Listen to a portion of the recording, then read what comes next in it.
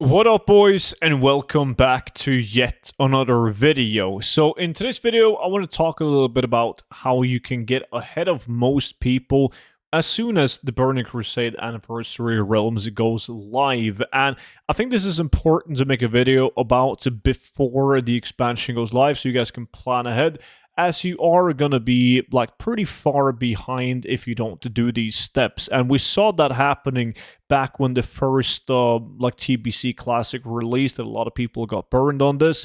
So we're going to go through it. But firstly, though, before we do so, massive thank you for all the support on the Classic Gold Guides. Right now, you can get both the Burning Crusade, but also the Classic WoW Gold Guides for 50% off using the discount code STUDENT.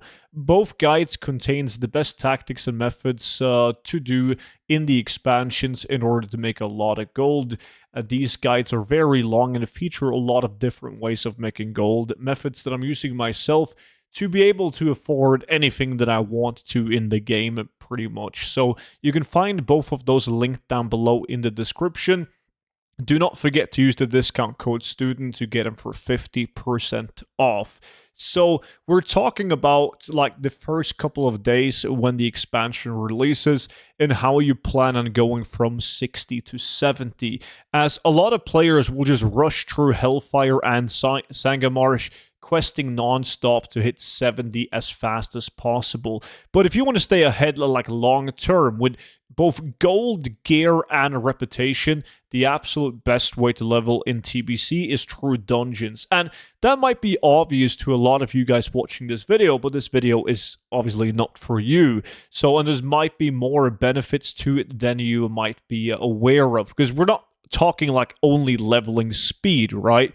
We're talking about the fact that you are getting, first of all, constant gear upgrade. So every dungeon drops powerful blue items, and as you get closer to level 70, you're also going to be able to get a lot of the pre-raid BIS blue items, meaning that you don't have to step into the dungeons as you like all of the dungeons as you get to level 70. You get like massive reputation gains, and this is the most important part, because running dungeons on normal mode will get you reputation all the way up to honored. So if you level by doing dungeons from 60 to 70, you're gonna hit honored with all of the factions. And the great thing about that is that once you get to level 70, you can then start doing quests to get reputation on top of that. What happens if you do it the other way around, call it the ordinary way of leveling in the game, is that you do the quest that takes you to honored. As you hit level 70, normal dungeons will no longer give you reputation, right? So in order to maximize the reputation, which you definitely want to do, because the factions, they can have some really, really good rewards, and a lot of them gives you pre-raid BIS rewards, is that you want to do all of the dungeons from 60 to 70 to hit honored, and then you go back to doing quests once you're level 70. And this is where it gets really interesting, at least for me, as someone that likes to make gold, is that you will get reputation. Like, you're already honored, you're going to get reputation just by doing the quests, even though they are low-level quests.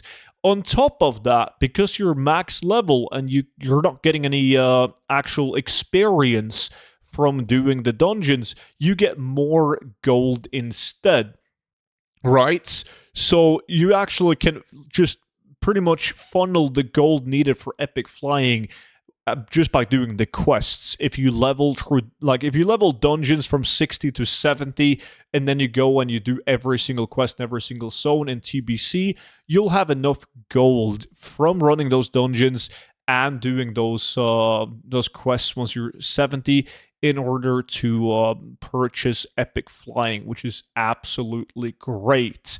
So there's a couple of different dungeon paths that people are doing. But the most normal ones that I did myself back when TBC released is that I did Ramparts and Blood Furnace from 60 to 62, Slave Pens and Underbog from 62 to 64.